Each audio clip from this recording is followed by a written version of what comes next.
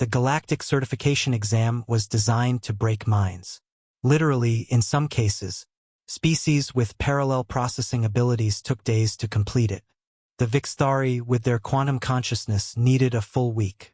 The test measured everything: mathematics across 17 dimensions, theoretical physics that hadn't been discovered yet, philosophical paradoxes that had destroyed entire civilizations. Proctor Smirked Theta watched the human girl unwrap what appeared to be a sandwich. Examinee. The proctor's vocal cords vibrated with condescension. Food is not permitted during the examination. Jessica Turner, 19 years old and Earth's youngest doctoral candidate, looked up from her peanut butter and jelly sandwich. The rules say no external assistance. This is just lunch. You'll fail, Smirked Theta smirked, his crystalline features radiating amusement. No human has ever passed this exam. Your species lacks the cognitive architecture. The fact that you're treating this as a casual meal period proves. Started 20 minutes ago, Jessica interrupted, taking a bite. Question 1's about multiversal entropy calculations, right? She hadn't even looked at the holographic display yet. Smirked Theta's 6 eyes narrowed. How could you possibly? The test adapts to species, but the core structure's the same. You guys always start with entropy. It's like a weird fetish. Jessica pulled out a juice box, punctured it with the straw, and finally glanced at the screen. Oh cool, you're using the Keltharian paradox variant. Haven't seen that since my practice runs. Practice runs. Smirked Theta sputtered. The exam is classified beyond. Yeah, but the math isn't. Jessica took another bite, speaking with her mouth full. Your impossible test is based on published theorems. I just worked backwards from every unsolved problem in the galactic database. Took me about 3 weeks to figure out your whole question bank. She tapped the holographic interface, entering solutions while barely looking, her other hand still holding the sandwich. Question 2, temporal mechanics across nonlinear time streams. She sipped her juice. Trick question. The answer's that time doesn't actually exist the way the question assumes. Question 3, consciousness quantification in hive-mind architectures. Another trick. Consciousness can't be quantified using standard mathematics, you need poetry metrics.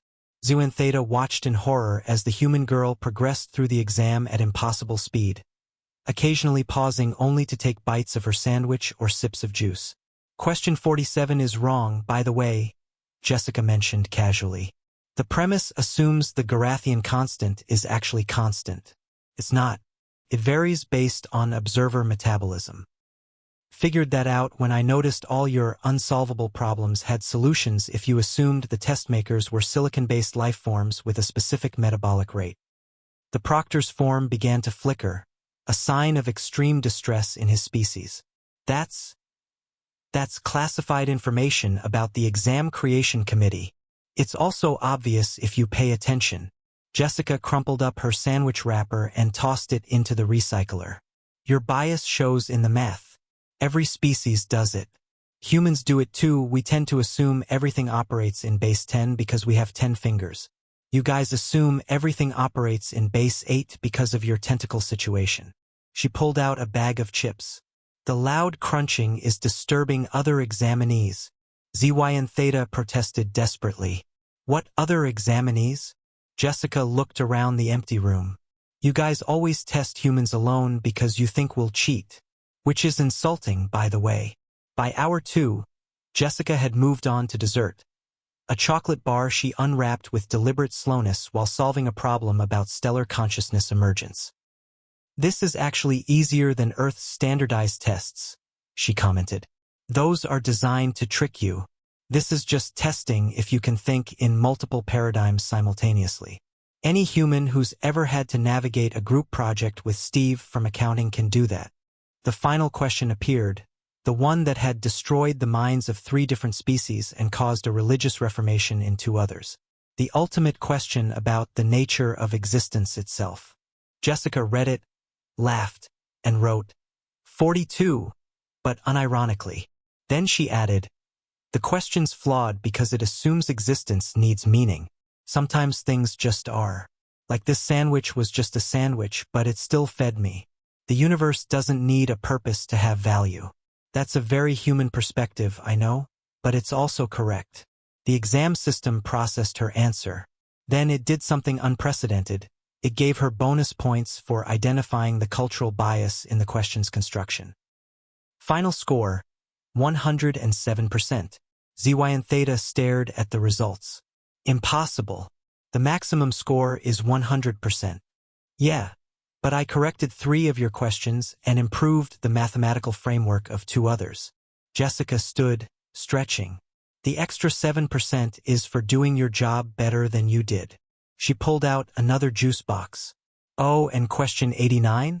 The one about faster-than-light communication paradoxes? Humans solved that last year. We just haven't published yet, because we're using it to listen to your secure channels. That's how I knew this test had a weird obsession with entropy. As Jessica walked out, she turned back to the stunned Proctor. Thanks for the exam room. Quiet places to eat lunch are hard to find on this station. The incident report would require 17 pages of explanation. The unofficial report was simpler. A human had treated the galaxy's hardest exam like a working lunch and scored impossibly high. Earth received its certification that day along with a request. Could they please send less terrifying representatives in the FUT?